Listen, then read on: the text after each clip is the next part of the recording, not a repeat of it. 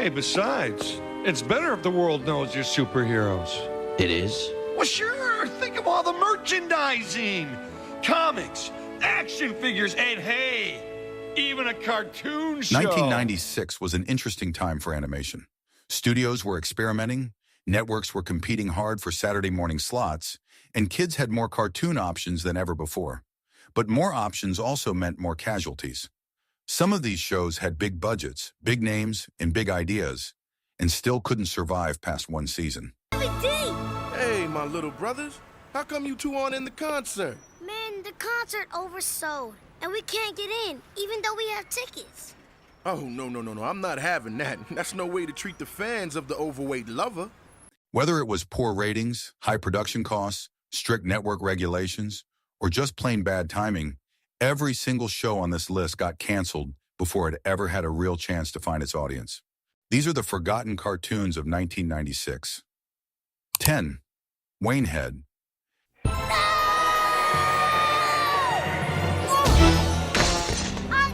you all right? Damn it! Why did you tackle me? No reason. Kicking off our list at number 10 is Waynehead, one of the most personal and unconventional animated series to ever air on Kids WB. Created by Damon Wayans, the show centered around a young boy named Damie Wayne, growing up in poverty in the Chelsea neighborhood of Manhattan. What made the show stand out immediately was its honesty. Damie had a club foot, a condition drawn directly from Damon Wayans' own real-life childhood experiences. This was not a superhero show. Baby, it's nothing but silly superstition. That hydrant's not bad luck. It's not? Please. That hydrant saved Mrs. Jefferson's home after it caught fire last summer. There were no explosions, no gadgets, no fantasy worlds. Instead, Waynehead leaned into something much harder to pull off in animation: imagination and resilience as tools for surviving a difficult childhood. Damie used his daydreams as an escape from the hardships of his real life, and that emotional core made the show genuinely different from everything else airing at the time. The voice cast brought serious talent to the project, featuring Orlando Jones, Marlon Wayans, Sean Wayans, Kim Wayans, Gary Coleman, and John Witherspoon. That is not a small list. The show premiered on October 19, 1996, and ran for 13 episodes before being canceled. According to Damon Wayans himself, Warner Brothers told him the show was not black enough and not funny enough to justify keeping it on the schedule. The network later claimed it simply suffered from low ratings. Either way, Waynehead disappeared quietly and unfairly. For viewers who did catch it, the show is remembered as one of the most heartfelt and ahead-of-its-time cartoons of the entire decade. 9. Cave Kids. Oh no, the giant took our Dino! Why would he want Dino? I don't know. We just need to go get him back. I'm not that curious. No time for jokes, Bam Bam. It's time to show that we're loyal to our friend Dino. Let's get him. Right. Coming in at number 9 is Cave Kids, Hanna-Barbera's attempt to take the beloved Flintstones universe and reshape it into something educational and preschool friendly. The result was, to put it kindly, forgettable. The series followed Pebbles Flintstone and Bam Bam Rubble as prehistoric toddlers, with Dino the dinosaur surprisingly stepping up as their babysitter and caretaker. While Pebbles and Bam Bam communicated in baby talk and gibberish around adults, they spoke to each other perfectly. A format clearly inspired by the success of Rugrats, which was dominating kids' television at the time. Every episode was built around an educational lesson targeting very young viewers, and each one ended with a music video that recycled and re-edited footage from the episode itself. That creative shortcut alone tells you a lot about the show's production priorities. But the most puzzling decision was the character lineup. Pebbles, Bam Bam, and Dino were the only Flintstones characters to appear in the entire series. Fred, Wilma, Barney, and Betty were completely absent. Stripping away the core cast removed most of what made the Flintstones appealing in the first place, and audiences felt that absence immediately. Cave Kids aired just 8 episodes before disappearing entirely, making it one of the shortest runs in the entire history of the Flintstones franchise. Mighty Ducks, the animated series. Can you believe we're actually knocking ourselves out over a traitor? The good-looking ones are always trouble. Now there's a message you don't get on your average cartoon show. At number 8, we have Mighty Ducks, the animated series, a show that had one of the most misleading titles in cartoon history. Kids tuning in expecting an animated version of the hit Disney movie trilogy got something completely, wildly different. Outside of the name and a heavy hockey theme, this show had almost nothing to do with the films. And once you got past that initial surprise, the show turned out to be genuinely entertaining. The series followed a group of humanoid ducks from another planet, a civilization completely obsessed with hockey. When an evil force called the Dragonards took over their world, a small team of rebel ducks managed to fight them off, only to get pulled through a dimensional portal during the final battle. They crash-landed in Anaheim, California, set up a secret base beneath the Anaheim Pond Arena, formed an actual hockey team as their cover, and continued their fight while searching for a way back to their homeworld. Each duck on the team had a distinct personality, a unique set of skills, and their own weapons, creating a surprisingly solid ensemble dynamic. The show blended science fiction action with slapstick comedy and leaned hard into the 90s aesthetic in every possible way. The voice cast was stacked with Ian Ziering, Jim Belushi, Tim Curry, Dennis Franz, Brad Garrett, Jennifer Hale, and Frank Welker. That is an impressive amount of talent for a show built around alien ducks with hockey sticks. Mighty Ducks, the animated series, premiered on September 6, 1996, as part of the Disney Afternoon block on ABC and ran for 26 episodes. It was short-lived, but fans who remember it hold it with genuine fondness. A bizarre, charming, completely unexpected twist on a Disney franchise that nobody saw coming. 7. Mortal Kombat Defenders of the Realm. Wild animals have no business being pets. With or without his cop's uniform, dogs still hate him. Everyone knows those creatures carry all sorts of diseases. Number 7 is Mortal Kombat Defenders of the Realm. And if you know anything about what Mortal Kombat is, you already understand the central problem this show was always going to face. Based on one of the most violent and controversial fighting game franchises ever made, Defenders of the Realm was a Saturday morning cartoon version of a series built on spine rips, fatalities, and over-the-top brutality. The show functioned as a strange hybrid, part alternate continuation of the 1995 live-action Mortal Kombat film and part adaptation of Ultimate Mortal Kombat 3. The story followed a team of warriors assembled by the thunder god Raiden to defend Earth Realm from invaders pouring through interdimensional portals.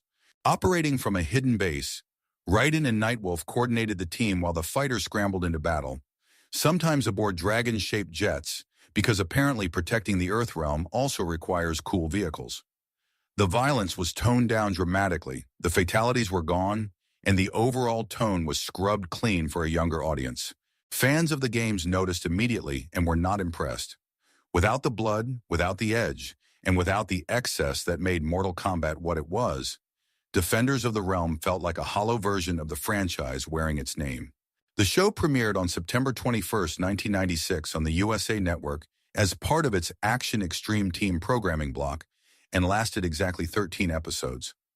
One genuine contribution the series made to the broader franchise was the debut of Quan Chi, a character who would go on to become one of the most important villains in the entire Mortal Kombat game series. That footnote alone earns the show a small but permanent place in Mortal Kombat history. 6. Project Geeker. Can we go to the mall? I want a chocolate monkey. No time for that, Geeker. Do you want Moloch's goons to catch us? No, I want a chocolate monkey. At number 6, we have Project GKR, easily one of the strangest animated concepts to come out of 1996, and that is saying something considering everything else on this list. The show centered on Geeker, short for genokinetic experimental research, an artificial shape-shifting creature created by the villainous Mr. Moloch to serve as a living weapon. Before the project could be completed, Geeker was rescued by a cyborg named Lady Macbeth and her dinosaur companion Noah. The rescue left Geeker with severely limited intelligence and almost zero control over his own constantly shifting powers, which created an ongoing nightmare for his rescuers as the three of them tried to stay one step ahead of Moloch and survive long enough to figure out their next move. The show did not just lean into chaos, it built its entire identity around it. The voice cast read like a greatest hits collection of 90s animation talent, Billy West, known for his work on Doug, Ren and Stimpy, and Futurama. Cree Summer from Tiny Toons and Rugrats. Charlie Adler from Rocko's Modern Life and Real Monsters. Jim Cummings, the iconic voice behind Winnie the Pooh and Tigger, and Brad Garrett rounding out the ensemble. Project GKR premiered on CBS on September 14, 1996, and ran for 13 episodes. Despite solid ratings and a genuinely original premise, the show became a direct casualty of tightened FCC regulations. CBS failed to have it classified as educational and informational content under the new standards, sealing its fate. When CBS canceled its entire Saturday morning cartoon lineup in 1997, Project GKR went down with the Ship 5 Quack Pack. I knew I should have jumped on that Arctic tundra story. Hey, you want the big story? You gotta make the big sacrifice. Oh, my brain is melting. That enough sacrifice? Yeah. Number 5 is Quack Pack. Disney's bold and arguably misguided attempt to drag Donald Duck straight into the 1990s and give him a complete attitude makeover. In this version, Donald worked as a cameraman alongside his girlfriend Daisy, who had been reimagined as an on-camera reporter for a television program called What in the World. The two of them traveled the globe together chasing news stories, which at least gave the show a built-in reason to move between exotic locations every episode. The bigger and more controversial change was what happened to Huey, Dewey, and Louie. The nephews were aged up into full teenagers, each given their own distinct personality for the first time, rather than functioning as a single interchangeable unit. The show also made an intentional tonal shift away from the almost entirely anthropomorphic animal world of DuckTales, pulling back toward the classic Donald Duck short format, where Donald regularly interacted with human characters. That decision gave Quack Pack a more grounded, sitcom-flavored feel that was very much of its mid-90s moment, complete with attitude, slang, and an aesthetic that has since become a perfect time capsule of the era. Quack Pack debuted on September 3, 1996 as part of the Disney Afternoon and ran for one season following the success of Goof Troop. It never came close to reaching the heights of DuckTales, but for anyone who grew up watching it, Quack Pack remains a fascinating and very specific artifact of 90s Disney animation. 4. Road Rovers. Well, what do you know? Hunter has girlfriend. Ha ha! At number 4, we have Road Rovers, a cartoon that sounds like it should be a parody but was played with complete sincerity from start to finish. The series followed a team of 5 crime-fighting dogs who had been transformed into Kano sapiens, highly intelligent, essentially human-like animals created through advanced science. Each dog lived as the pet of a different world leader, and when a global threat emerged, they were brought together as the Road Rovers to defend the planet. The team's primary enemy was a former cat who had been accidentally transformed into a fellow sapien through a botched experiment. Unlike the Rovers, he appeared almost entirely human, with only faint cat-like ears hinting at his true nature, typically concealed under a helmet for maximum dramatic effect. His goal naturally was to destroy the professor responsible for his transformation and then conquer the world, because that is simply what cartoon villains do. Road Rovers premiered on Kids WB on September 7, 1996, and ran for 13 episodes before quietly disappearing from the schedule. The show's premise was genuinely bizarre even by 90s cartoon standards, but it committed to its own internal logic completely. Despite its short run, Road Rovers has developed a small but loyal cult following over the years, mostly made up of people who remember watching it and spent years trying to convince others it was actually real. 3. Bruno the Kid. The pilot has turned off the fasten seatbelt sign. Please feel free to move about the cabin. Jarlsberg here. I should be arriving on schedule with the, Coming in at number 3 is Bruno the Kid, a show that answered a question nobody had asked, but that turned out to be surprisingly entertaining once someone actually tried it. The question was simple: what if the world's greatest secret agent was an 11-year-old? Co-created and developed by Bruce Willis himself, the series followed Bruno, a kid who somehow lands a position as the top operative for a global espionage organization that has absolutely no idea how young he actually is. Every episode revolved around Bruno balancing a double life, saving the world during the day, finishing his homework at night, and desperately keeping his entire spy career hidden from his parents, teachers, and classmates. It was essentially James Bond crossed with an after-school special. The voice cast was genuinely extraordinary. Bruce Willis voiced Bruno himself, supported by Tim Curry, Ed McMahon, Frank Welker, and Bronson Pinchot. That lineup belongs at a film festival, not a Saturday morning cartoon block. Bruno the Kid premiered in syndication on September 23, 1996 as part of the Bobot Kids Network programming block and ran for a single season of 36 episodes, one of the longer runs on this list. Despite strong reception and real praise for its originality and sharp writing, the show did not return for a second season, primarily because of its unusually high production costs. The only merchandise ever produced was a small selection of kids' meal toys from Wendy's. Even the world's greatest boy spy could not escape budget cuts. 2. Richie Rich. Ugh, yikes, they smell awful. Yes, quite true. The machine is not yet perfected. Ooh! At number 2, we have Richie Rich, the 1996 animated series based on the classic Harvey Comics character who had already starred in cartoons, comics, and a live-action film. This version went back to basics. Rather than aging Richie up the way earlier adaptations had done, the 1996 series portrayed him as his original comic book self, a young kid in his signature tuxedo and shorts, surrounded by his familiar crew. That meant his girlfriend Gloria, his robotic maid and bodyguard Irona, his loyal dog Dollar, and the endlessly useful inventions of Professor Keenbean. Whenever trouble arrived, Richie's solution was never physical confrontation. It was money, gadgets, or ideally both at the same time. The series premiered in syndication on September 14, 1996, and ran for a single season of 13 episodes. To pad out its runtime, the show also incorporated a selection of Harvey Comics shorts, including the Harvey Girls and Herman and Catnip, giving the overall package a nostalgic, retro animation showcase quality. Unlike its predecessor from Hanna-Barbera, this version felt like a genuine tribute to the source material rather than a modernization of it.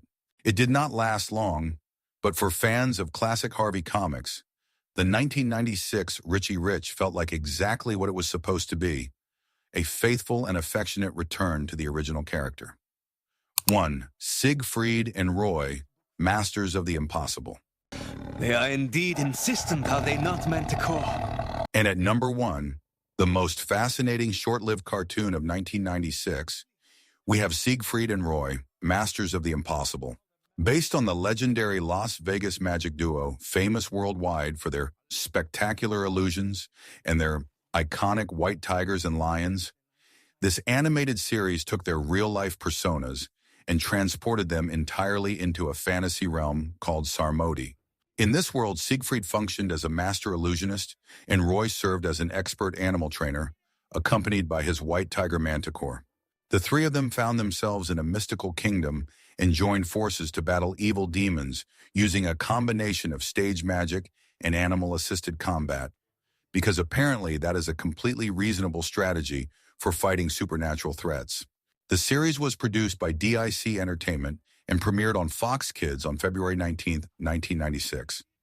Interestingly, it was originally developed as a direct-to-video animated film, but was restructured into 4 episodes with the hope that strong performance might justify a full series order.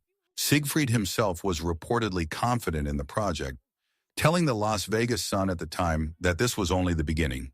It was not. The show failed to generate enough audience interest to cover its extremely high production costs, and the planned expansion never moved forward. But the most extraordinary aspect of this show's story has nothing to do with ratings or budgets. Manticore, the white tiger featured in the series, was the same animal involved in the real-life 2003 on-stage incident that effectively ended Siegfried and Roy's performing careers permanently. The duo later maintained that the tiger was not attacking, but was actually attempting to help Roy. It remains one of the strangest and most sobering footnotes in the entire history of animation. A reminder that sometimes the story that follows a canceled cartoon ends up being far more dramatic than anything that ever aired on screen. And that wraps up 10 of the most short-lived cartoons that 1996 had to offer. Some of these shows were genuinely ahead of their time. Some were casualties of budget pressures or network politics, and a few of them probably deserved exactly the fate they got. But every single one of them represents a moment in animation history that is too easy to forget and too interesting to ignore. If you grew up watching any of these, drop a comment below. And if you enjoyed this video, make sure you subscribe because there are plenty more forgotten chapters of cartoon history still to cover.